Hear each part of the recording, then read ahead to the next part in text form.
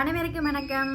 ஒரு முக்கியமான விஷயம் சொல்லணும் நண்பர்கள். என்னன்னு பார்த்தீங்கன்னா, நேற்று நான் வந்து ஒரு யூடியூப் சேனல் வந்து நியூஸ் பார்த்தேன். என்ன நியூஸ்னா, டாக்டர் அர்ச்சனா வந்து ஒரு யூடியூபருக்கு வந்து பேட்டி கொடுத்துருந்தாரு. என்ன பேட்டினா, நான் போடுற வீடியோஸ் எல்லாம் 4 வயசு பிள்ளைகள், 3 வயசு பிள்ளைகள், 5 வயசு பிள்ளைகள் பார்க்கவே முடியாத அளவு அவ்வளவு அருவருப்பா அவ்வளோ கேவலமாக இருக்கேன்னு சொல்லி ஒரு பேட்டி கொடுத்துருந்தாரு.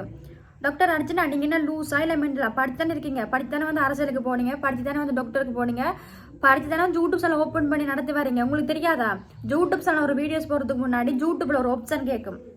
இது வந்து குழந்தைகளுக்கான வீடியோஸா இல்லை பெரியவங்களுக்கான வீடியோஸ்னா அது யூடியூப் சேனல் ஆப்ஷன் கேட்கும். இப்போ நான் வந்து பெரியவங்களுக்கான வீடியோஸ் ஆப்ஷன் தான் கொடுத்து வச்சிருக்கேன்.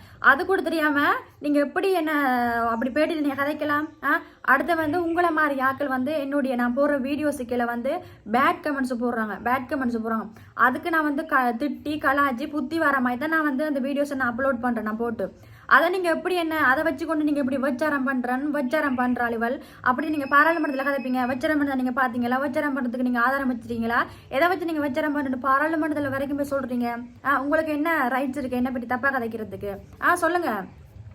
அடுத்து வந்து எனக்கு ஆதரவை வந்து பாராளுமன்ற இளங்குமரன் சார் வந்து எனக்கு சப்போர்ட்டாக வச்சிருக்காரு. நீங்க அவரை கூட தப்பா பேசிருக்கீங்க. அது கூட நான் பார்த்தேன். உங்களுக்கு ஈழ பொண்ணுங்கள் வந்து தைரியமா வந்து அப்படி மீடியாக்களை வந்து குரல் கொடுத்தா அவளை நீங்க வச்சாரி என்று பட்டம் சொல்லுவீங்களா? வச்சரமண்டா என்ன? வச்சரமண்டதை வந்து நீங்க உங்களோட சேனல்ல வந்து வச்சரத்துக்கு விளக்கத்தை கொடுங்க. வச்சரமண்டா என்னன்ட்டு எல்லாரும் தெரிஞ்சுக்கட்டும். ஓகேவா?